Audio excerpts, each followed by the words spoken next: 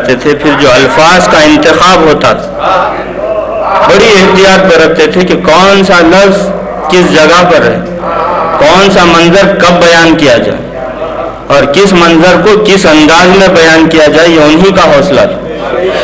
ان کی یاد ہمارے دلوں سے کبھی فراموش نہیں ہو سکتی. اور بالخصوص 9 محرم کی مجلس آپ سبھی اس بات کے گواہ ہیں کہ ایک گھنٹہ آدھا گھنٹہ قبل مومنین آ کر اپنی نشستوں کو محفوظ کر لیتے تھے اسی آغا خان. اور وہ جذبہ وہ انتظار مومنین میں خود ہوتا تھا. آنکھوں میں آنسو لیے ہوئے سبھی مومنین ٹھہرے ہوئے رہتے کہ آفتاب دکن یہ منظر بیان کریں ان الفاظ میں تو آنسو بہائیں.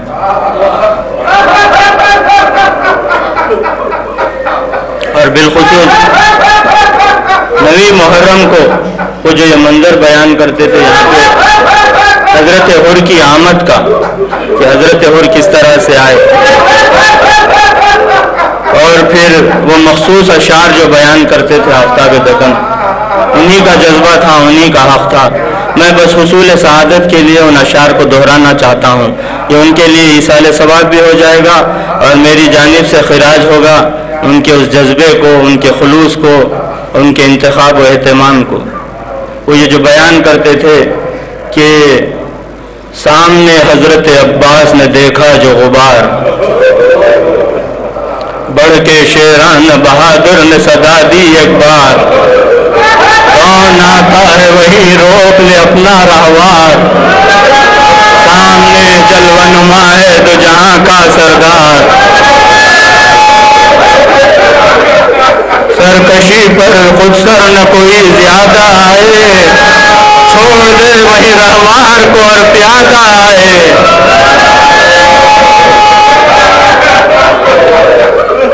اور پکارا کہ فتاوار غلام آتا ہے، ایک بدنام جہاں طالب نام آتا ہے، ایک گدائے در سلطان انام آتا ہے، چومنے کو قدم پاک امام آتا ہے. راستہ دو مجھے خاتون قیامت کے لیے، نور آتا ہے سلیمہ کی زیارت کے لیے.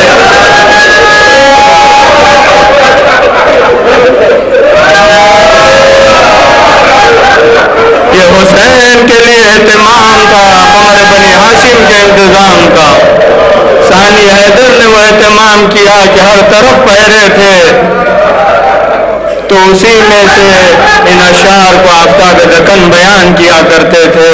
عزیزان گرامی، حسین بادشاہ کون مکان ہے، حسین والی کائنات ہے، دو عالم کا مقتدا ہے حسین. تو حسین کے لیے اہتمام قمر بانی ہاشم نے کیا تھا.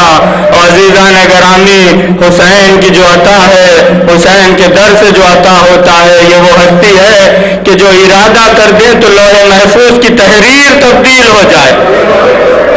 اور یہ واقعات ظاہر بھی ہوئے جب فطرس کو بال و پر عطا ہوئے، راہب کو اولادیں عطا ہوئی اور پھر حر کے مقدر کو اس طرح سے سنوار دیا حسین. اور جو راہب کو عطا ہوا اس تفصیلی واقعے کو میں ابھی عرض کروں گا کہ جب واقع مباہلہ میں حسین کے جلوے کو اس راہب نے دیکھ لیا، یہ نصارہ نجران کا واقعہ ہے کہ جب مباہلے کے لیے آئے تھے اور حضور سرور کائنات مباحثے کے ذریعے سے انہیں دلائل پر دلائل دے رہے تھے، انہوں نے تمام دلائل کو رد کر دیا.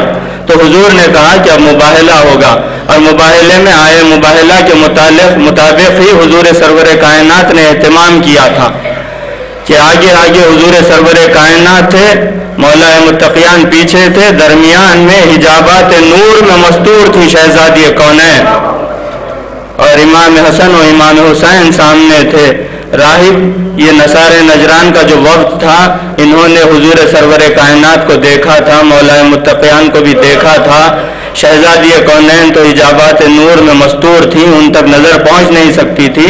اب امام حسن اور امام حسین تھے جو نئے چہرے نظر آ رہے تھے. جب انہیں دیکھا تو اس وقت کے سردار نے کہا کہ خبردار مباہلہ نہ کرنا، اس لیے کہ میں یہ دیکھ رہا ہوں کہ یہ وہ چہرے ہیں کہ اگر اشارہ کر دیں تو پہاڑ اپنا مقام چھوڑ. یہ ہوتا ہے اختیار یہ ہوتی ہے حقیقی ولایت، یہ ہوتی ہے بادشاہت۔ تو حسین اور حسن کے چہرے سے متاثر ہوا۔ اس کے بعد جب مباہلہ گزر گیا، مباہلہ نہیں ہوا، دن ٹل گیا، تو دوسرے دن یہ وفد اپنے وطن کو روانہ ہونے لگا۔ اور روانہ ہونے کے لیے جب رخت سفر باندھ رہے تھے، اس وقت یہ نوجوان راہب جو اس وفد میں موجود تھا ایک مرتبہ اپنے قافلے والوں سے کہنے لگا کہ میں ایک بار پھر سید الانبیاء سے ملاقات کرنا چاہتا ہوں۔ اور اب وہ اجازت لے کر مسجد میں آیا، اور مسجد میں آنے کے بعد میں اس نے یہ منظر دیکھا کہ حضور سرور کائنات مجلس میں تشریف رکھتے ہیں۔ امام حسین کا یہ عالم ہے کہ کبھی زانوں پر چڑھ جاتے ہیں، کبھی دوش اقدس پر، کبھی گیسوؤں کو ہاتھ میں لیتے ہیں، کبھی ریش اقدس کو ہاتھ میں تھامے ہوئے ہیں۔ یہ منظر دیکھ کر وہ راہب اتنا متاثر ہوا کہ حضور سرور کائنات کی خدمت میں آن کر کے کہنے لگا کہ یا رسول اللہ، میرا بیاہ ہوئے ایک عرصہ ہو گیا اور میں اولاد سے محروم ہوں، آپ میرے لیے دعا فرمائیں۔ حضور سرور کائنات نے آسمان کی سمت دیکھا اور کہا کہ بھائی تیری تقدیر میں اولاد نہیں ہے، میں دعا نہیں کر سکتا۔ جیسے ہی حضور نے یہ کہا، راہب کی آنکھوں میں آنسو آ گئے۔ جب راہب کی مایوسی اور آنکھوں میں آنسو حسین نے دیکھا تو اس بچپنے میں بے چین ہو کے کہنے لگے کہ نانا آپ راہب کے لیے دعا کیوں نہیں کرتے؟ تو حضور نے کہا کہ اے حسین، اس کی قسمت میں اولاد نہیں ہے، میں کیسے دعا کروں؟ تو امام نے فرمایا اس عالم طفلی میں کہ نانا ہم نے اسے ایک بیٹا عطا کیا۔ حضور نے کہا کہ اے حسین، اس کی قسمت میں اولاد نہیں۔ کہا نانا ہم نے 2 بیٹے عطا کیے۔ حضور نے کہا اے میرے لال حسین، اس کی قسمت میں اولاد نہیں۔ کہا کہ نانا ہم نے 3 بیٹے عطا کیے۔ اس طرح سے جب تعداد 7 تک پہنچی تو ایک مرتبہ جبرائیل نازل ہوئے حضور کی خدمت میں اور کہنے لگے کہ یا رسول اللہ، پروردگار عالم بات تحفہ درود و سلام کے ارشاد فرماتا ہے کہ آپ اللہ کے لیے حسین کو نہ روکیں، اس لیے کہ حسین اگر قیامت تک اس راہب کو اولاد دینا چاہیں تو قیامت تک اسے اولاد عطا ہوگی۔ ہاں عزیزان گرامی، اسی واقعے کو دیکھ کر تجزیہ نگاروں نے کہا کہ یہ تو جبرائیل آ گئے اور حسین رک گئے، ورنہ میدان محشر میں اولاد آدم ایک سمت کو ہوتی اور اس راہب کی اولاد دوسری سمت ہوتی اور میدان محشر سجا ہوا ہوتا۔ ہاں عزیزان گرامی، یہ عطا حسین تھی۔ جیسے ہی حسین نے کہا کہ نانا ہم نے اسے 7 بیٹے عطا کیے، جبرائیل آئے، اب حسین خاموش ہو گئے۔ ایک مرتبہ راہب سے رہا نہ گیا، فرط مسرت میں اپنے مقام سے اٹھا، حسین کے قدموں کو چومنے لگا۔ کبھی حسین کے قدم چومتا، کبھی دست اقدس کو چومتا، کبھی پیشانی کو چوم کر کہتا کہ شہزادے آپ نے میری مایوس زندگی میں مسرتیں بھر دی۔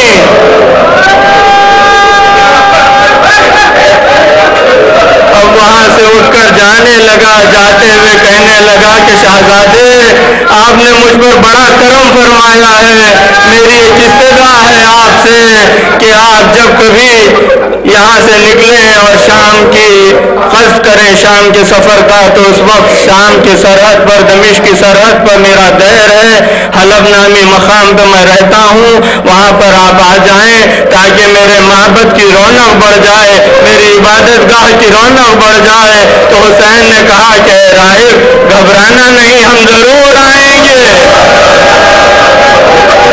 لیکن یہ نہیں کہا کہ کب آئیں گے۔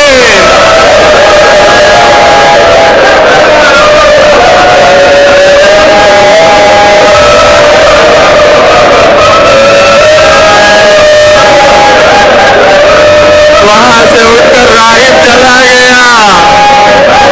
1 سال گزرا، ایک بیٹا عطا ہوا، 2 سال گزرے، دوسرا بیٹا عطا ہوا۔ اس طرح سے وقت گزرتا گیا، 7 بیٹوں کا باپ بن گیا راہب، اور فخر سے اپنے بیٹوں کی سمت دیکھ کر کہتا کہ تم تو عطا حسین ابن علی ہو۔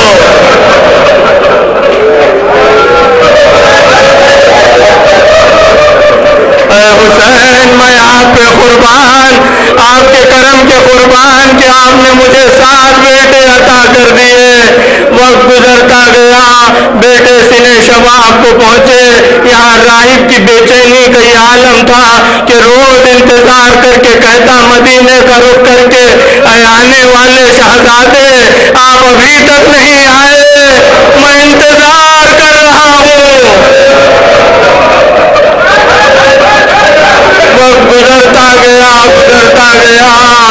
یہاں تک کہ راہب ضعیف ہو گیا, بیٹے جوان ہو گئے اور روز کا یہ معمول تھا کہ اپنی عبادت میں سے خاص وقت معین کر دیا کہ اپنے دیر کی چھت پر جاتا, مدینے کا رخ کر کے کہتا شہزادے بڑی تاخیر کر دی آپ نے آنے, میں انتظار کر رہا ہوں, اب تو میں ضعیف بھی ہو گیا ہوں, نہ جانے کب رشتہ حیات منقطع ہو جائے, اے شہزادے جلدی آ جائیں آپ. یہاں یہ انتظار کر رہا تھا, وہ میدان کربلا میں قیامت گزر گئی, حسین ذبح ہو گئے, سرنوں کے نیزہ بلند ہو گیا, لاشیں آ کر گھوڑوں کی ٹانگوں سے پامال ہو گیا.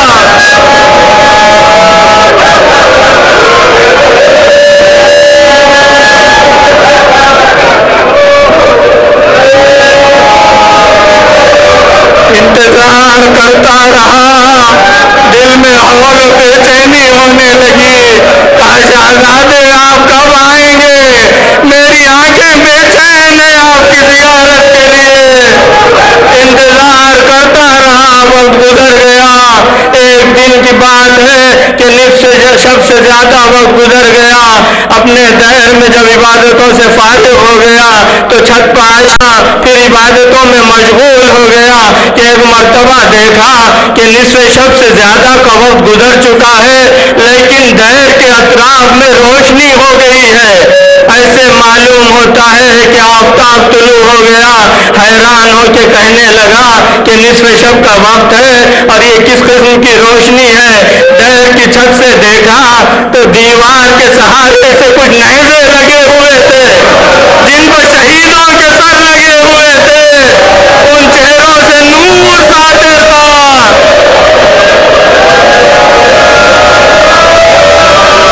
بے چین ہو گیا, تیزی سے دہر کی چھت سے اترا, باہر آیا تو دیکھا کہ نیزوں پر شہیدوں کے سر ہیں.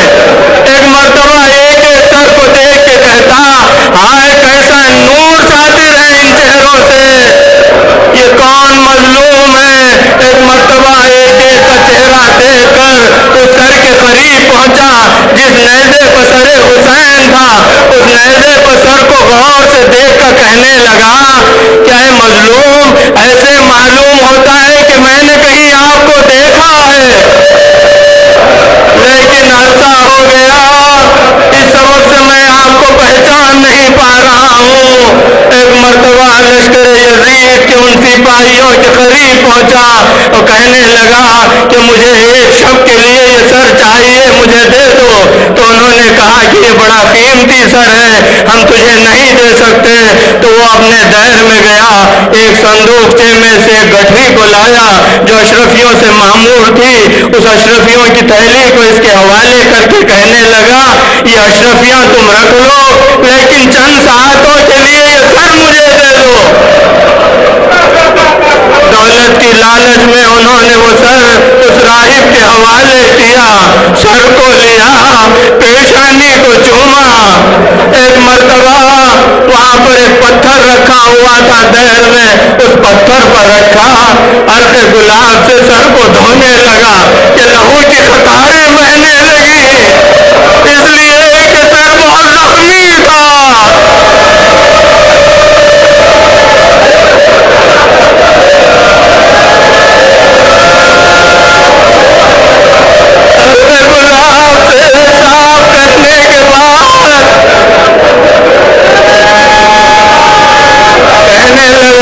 مظلوم آپ کو ان شہیدوں کا واسطہ للہ بتلائیے کہ آپ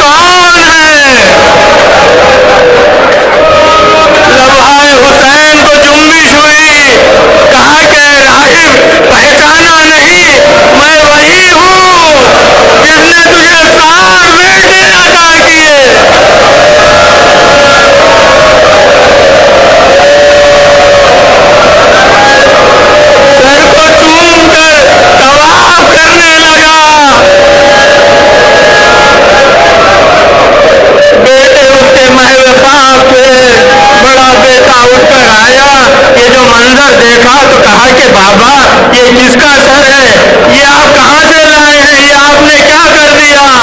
تو ایک مرتبہ کہا کہ گھبراؤ نہیں، یہ اسی محسن کا سر ہے جس کے سبب سے آج تم دنیا میں موجود ہو۔ میں چاہتا ہوں کہ یہ سر اپنے پاس رکھ لو اور اس کے عوض تمہارا سر دے دوں۔ حسین کا عطا کردہ بیٹا تھا، بہت سعادت مند تھا، کہا کہ بابا جب یہ میرا محسن ہے تو میرا سر حاضر ہے، آپ کاٹ کر اس کے عوض یہ سر رکھ لیں۔ ایک مرتبہ اپنے بیٹے کے گلے پر خنجر چلایا، حسین کے سر کے بازو میں اس بیٹے کے سر کو رکھا اور کہنے لگا کہ تیرا سر تو حسین کے سر سے مشابہ نہیں، میں کیسے تیرا سر دے دوں؟ اس کے بعد دوسرے بیٹے کو جگایا، اس کے سر کو بھی کاٹا اس کی رضا طلب کرنے کے بعد، اور پھر بازو میں رکھ کے کہنے لگا یہ سر بھی حسین کے سر سے مشابہ نہیں۔ اس طرح سے اپنے ساتوں بیٹوں کے سر کو کاٹا، حسین کے سر کے بازو رکھتا جاتا اور کہتا جاتا کہ ہائے اب میں کیا کروں کہ میرے کسی بھی بیٹے کا سر حسین کے سر سے مشابہ نہیں۔ کہ ایک مرتبہ لمحہ حسین کو پھر جنبش ہوئی، کہا کہ راہب تو پریشان نہ ہو، تو حیران نہ ہو، اپنے ان بیٹوں کے سر کو ان کے جسموں سے پھر منسلک کر دے۔ اس نے منسلک کر دیا، پھر وہ بیٹے حیات پا کر پھر باپ کے پہلوں میں آ کر کھڑے ہو گئے۔ اس کے بعد حسین نے کہا کہ اے راہب اتنا پریشان نہ ہو، اس لیے کہ میں تیرے ساتھ نہیں رہ سکتا، کل صبح کو قافلہ روانہ ہوگا، میری بہن یہ قافلے میں جائے گی، میں بغیر اپنی بہن کے نہیں رہ سکتا۔ سر و سینہ پیٹ لیا، کہا کہ اے حسین یہ بھائی و بہن کی الفت کیسی ہے؟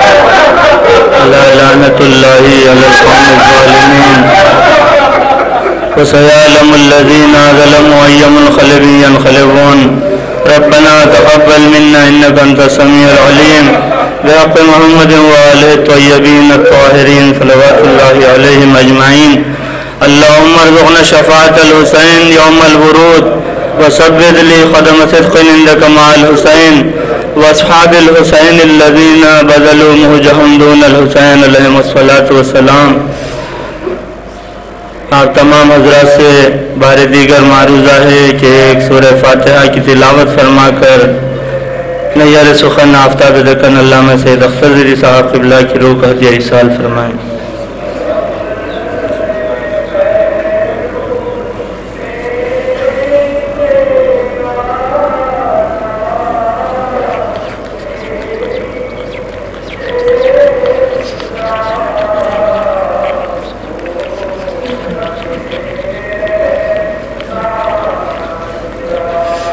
ایک دو اعلانات ہے، آپ سے ادباً معروضہ ہے کہ انہیں سماعت فرما لیں۔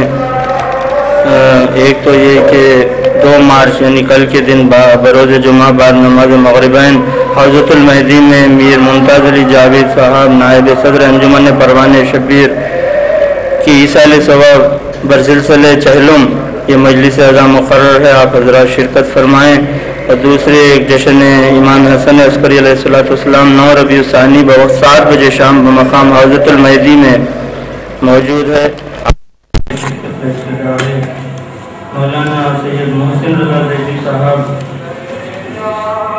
بیان فرمائیں گے اور رشید الشہداء صدیر جناب رشید شہیدی صاحب کی نظامت فرمائیں گے، اور ایک محفل مدح علی عمران ذاکر و مداح البیت ڈاکٹر صاحب کے لیے منعقد کی جا رہی ہے بروز 8 مارچ بروز چہارشنبہ 8 साल के शब محمد سنین اور بنیادین مفجد کے ازاخانے موجود ہیں آپ حضرات شرکت فرمائیں.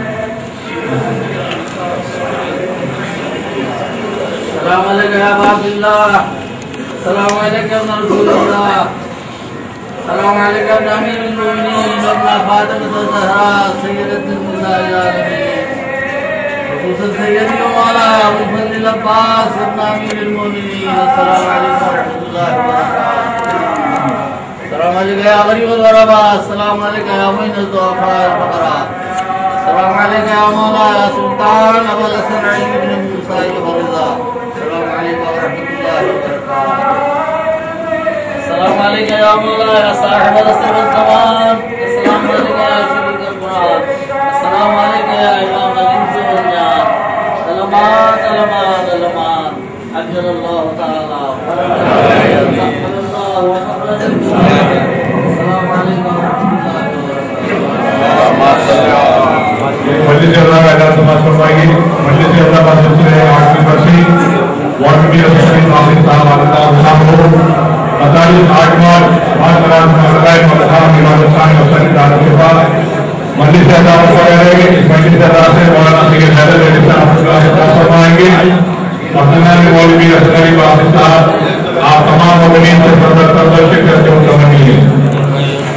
8 مارچ بعد نماز محمد و مخارج حسین دار شفا میں مجلس اللہ سید انشاءاللہ سلسلے 8ویں برسی مولوی اصغری باقی صاحب اللہ صاحب مجلس اللہ مخارج ہے.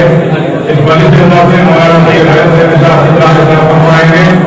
آپ تمام لوگوں کے اکرام سے ادب مجلس اللہ کی خواہش دی جاتی ہے. پردگار والوں کے شرکت کے متمنی ہے.